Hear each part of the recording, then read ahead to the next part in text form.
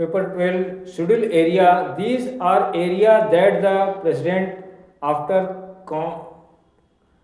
consulting with the governor अनुसूचित क्षेत्र राज्य के राज्यपाल से परामर्श के बाद राष्ट्रपति द्वारा विशेष आदेश के माध्यम से परिभाषित। Governor role.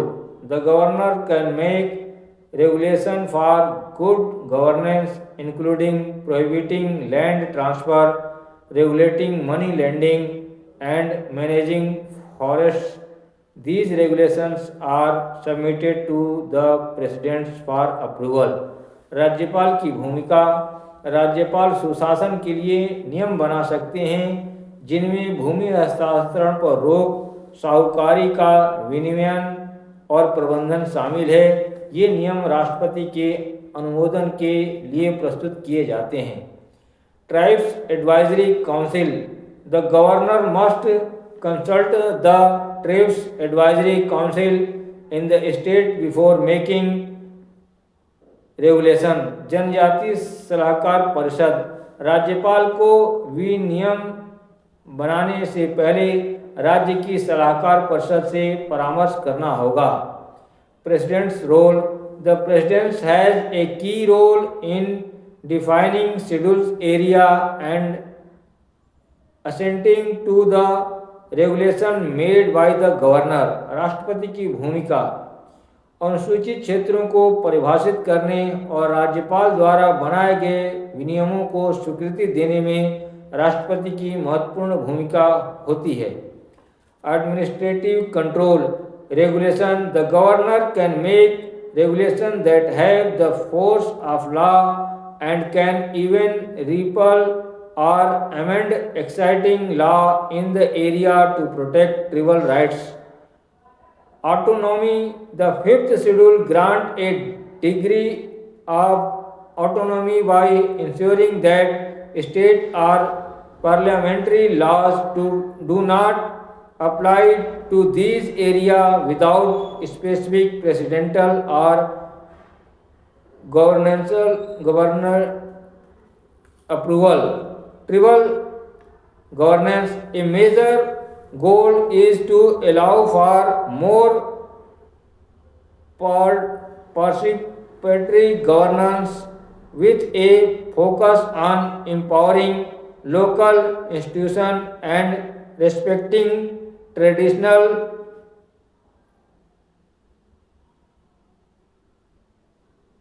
ऑस्टम्स। पेज 13 प्रशासनिक नियंत्रण विनियमन।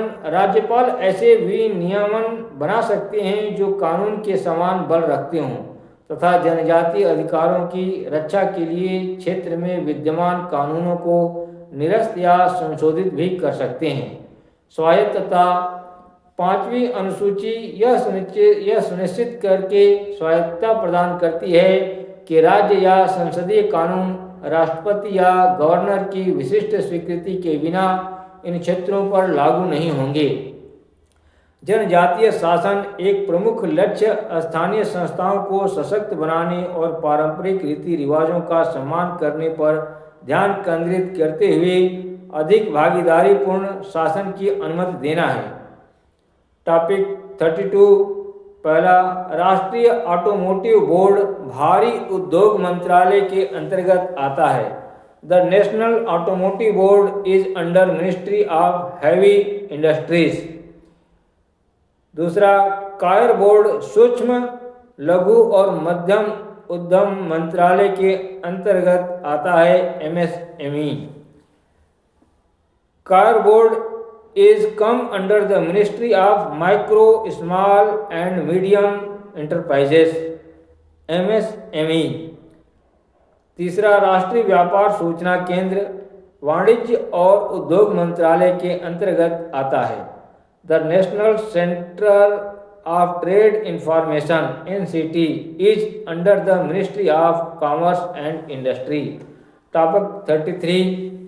पहला, किसी राज्य का राज्यपाल अपने पद की शक्तियों और दायित्वों का प्रयोग और निष्पादन के लिए किसी न्यायालय के प्रति उत्तरदायी नहीं है। The governor of a state is not answerable to any court for the exercise and performance of the powers and duties of his public her office. राज्यपाल के विरुद्ध किसी पदावधि के दौरान कोई दांडिक कार्रवाई सुनिश्चित नहीं की जाएगी या जारी नहीं रखी जाएगी.